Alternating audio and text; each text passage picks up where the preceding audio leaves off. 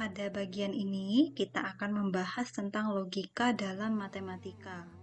Nah, kenapa sih kita perlu mempelajari logika dalam matematika ini? Padahal kita kan belajar geometri ya.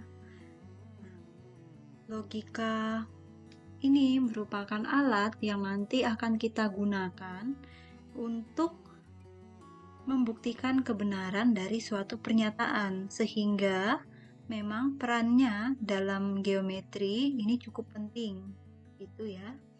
Nah, logika matematika itu apa sih? Nah, ini suatu pernyataan itu kan dapat ditulis dalam bentuk jika maka. Nah, nanti kita akan melihat seperti apa pernyataan-pernyataan itu ya. Atau yang biasa kita kenal sebagai bentuk implikasi atau pernyataan kondisional. Saya rasa masih ingat juga ya pernyataan jika maka ini waktu SMA dulu juga pernah kita pelajari ya sebagai implikasi. Nah, bagian sesudah kata jika itu biasanya kita sebut sebagai hipotesis, dan pernyataan sesudah kata maka itu kita sebut sebagai kesimpulannya. Sebentar, saya slideshow. Nah, sebagai contoh, misalnya kita punya pernyataan berikut ini. Jika hujan, maka saya akan basah. Hujan itu nanti merupakan hipotesisnya. Kemudian saya akan basah itu adalah kesimpulan yang kita dapat dari pernyataan. Nah, misalkan hujan itu kita lambangkan dengan A dan saya akan basah kita lambangkan dengan B, maka pernyataannya akan menjadi jika A maka B. Jadi lebih umum lagi pernyataannya bentuknya. Nah, bentuk tersebut ini dapat kita ubah ke dalam bentuk matematis A tanda panah ke kanan B, di mana tanda panah ke kanan itu merupakan lambang dari implikasi. Di bagian berikutnya akan saya sebut sebagai jika gitu. Nah, notasi A jika B ini dapat dibaca juga dengan banyak cara. Yang pertama itu A mengakibatkan B, jika A maka B, B jika A, B sebagai dampak dari A, atau A hanya jika B. Nah, berikutnya kita masuk ke pernyataan yang mungkin lebih matematis ya. Misalkan C mewakili pernyataan X sama dengan 4 dan D mewakili pernyataan X kuadrat sama dengan 16. Yang mana merupakan pernyataan bernilai benar. Jadi, jika X sama dengan 4, maka X kuadrat sama dengan 16. Bernilai benar ya. Nah, dengan menukar hipotesis dan kesimpulannya, maka kita akan membentuk converse. Nah, kalau dalam kasus ini misalnya D maka C, yang nanti menciptakan suatu pernyataan baru. Jika X kuadrat sama dengan 16, maka X sama dengan 4. Nah, ternyata converse-nya ini tidak bernilai benar atau bernilai salah. Karena apa?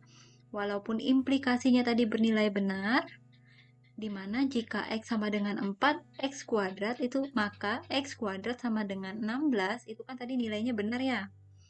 Tapi implikasinya bernilai salah, karena jika X kuadrat sama dengan 16, maka X itu dapat berupa 4 atau min 4, jadi tidak hanya X sama dengan 4. Begitu. Nah, ini nanti yang akan sering kita hadapi. Nah, untuk membuktikan suatu pernyataan bernilai salah, kita itu cukup memerlukan satu kontradiksi saja. Jadi misalnya nanti teman-teman itu menemukan ada suatu pernyataan, kemudian kita diminta menunjukkan kalau pernyataan itu salah, kita tinggal menunjukkan contohnya. Tinggal menunjukkan contohnya yang salah itu seperti apa. Lain halnya kalau kita diminta membuktikan suatu pernyataan itu benar. Makanya memang agak sedikit rumit biasanya untuk membuktikan yang benar daripada yang salah.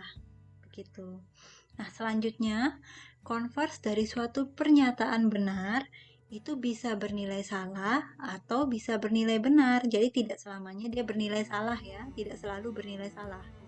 Suatu pernyataan dan converse-nya harus dibuktikan kebenarannya secara terpisah. Jadi seolah-olah di sini ada jadinya ada dua pernyataan yang harus kalian buktikan sendiri-sendiri, begitu. Jadi tidak bisa karena kamu membuktikan implikasinya benar, maka konversnya nanti juga bernilai benar. Atau sebaliknya, tidak bisa seperti itu. Nah, berikut ini adalah contoh pernyataan dan konversnya yang bernilai benar. Jika A lebih besar atau sama dengan 0, maka mutlak A sama dengan A. Nah, pernyataan konversnya adalah jika mutlak A sama dengan A, maka A lebih besar atau sama dengan 0. Pernyataan ini dua-duanya ini bernilai benar.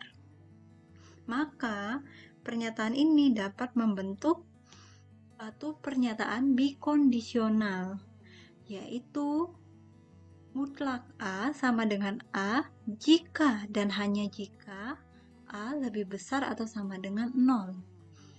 Nah, setiap definisi pada pernyataan bikondisional dapat dituliskan dalam bentuk jika dan hanya jika.